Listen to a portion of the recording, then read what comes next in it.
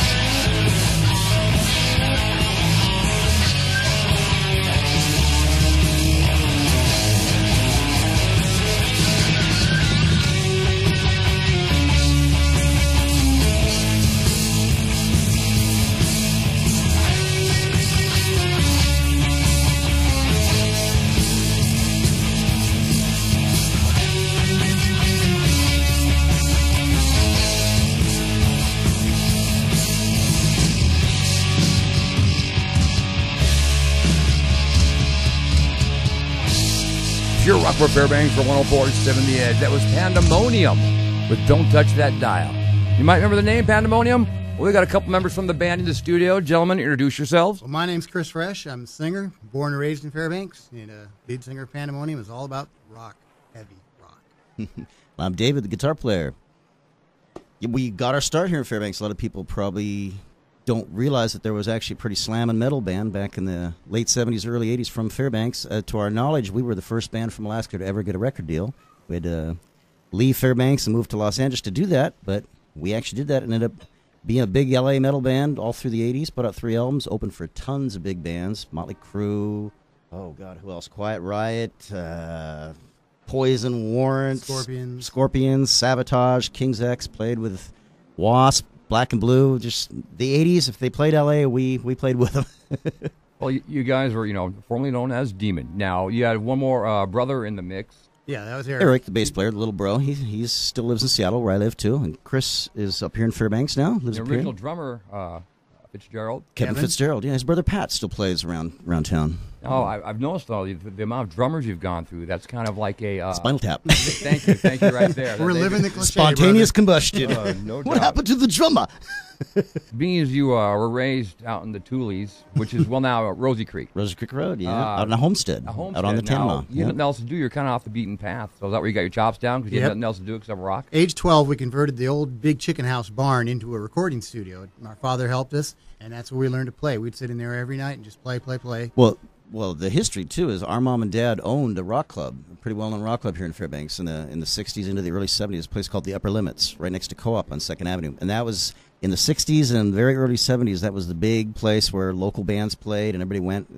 And so we grew up around bands. And it was just a matter of time before we took up guitars and did it ourselves. Well, Fairbanks was a pretty heavy rocking scene back in the days. I mean, It really did. There's a lot. There was a lot back in the 70s. There was used to rock, and there was good musicians too. I mean, everybody was. You used to be able to go out on a weekend night, and there was 6 or 7 bars minimum that had live music. A lot of bands up from Seattle and L.A., and a lot of local bands too. All our friends were in bands, so there was a really good live rock scene. Part of the fun part was too. We were all underage, so we'd go and we'd get all these gigs at like the Hilltop and stuff, or the hillside out on Chino Hot Springs. Yeah. And we were so young, we'd have to wait out in the car between sets.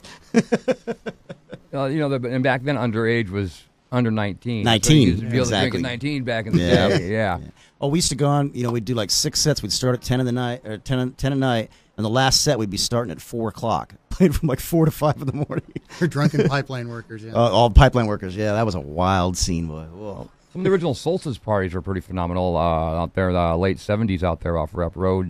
That one comes to mind where, you guys were on stage. You threw out you actually threw some performances there, a little skit, Alice Cooper-like action with your sister coming up there. Yeah, that was the days of disco, and we hated disco, and so here comes our younger sister out there with the Bee Gees album. We proceeded to throw it around and destroy it. Rip it to pieces, throw it out in the crowd. And got quite a rise out of the crowd. And we were, it was funny playing the Solstice because they were basically, a lot of bluegrass and, for lack of a better term, hippie music. Yeah. We'd come out there. I think we had the first Marshall stacks in Fairbanks. We've got like Flying V's and Marshall flash stacks. pots going on. Flash pops are blowing stuff up, and we're covering songs by like Rush and Sabbath and putting originals in there and stuff. And people would just kind of go, "What the hell was that?" Chris in a bright red jumpsuit, I recall. It was the day. It was the day. I tell you. Oh, I had my the Disco chicks Suck dig it. sticker. Come Well, on. and then the following year, the next Solstice, you had like a silver spacesuit on. It was wild. I just come back. All right, well, guys, we got a track here. Eye of the Storm. Give me some information on what album that was off of. That's the first cut off of the second album, Hole in the Sky. We were big Sabbath fans, which is a famous Black Sabbath song, and we named our second album Hole in the Sky. This is the opening track, and it's you can definitely hear the Sabbath influence. That was our favorite band.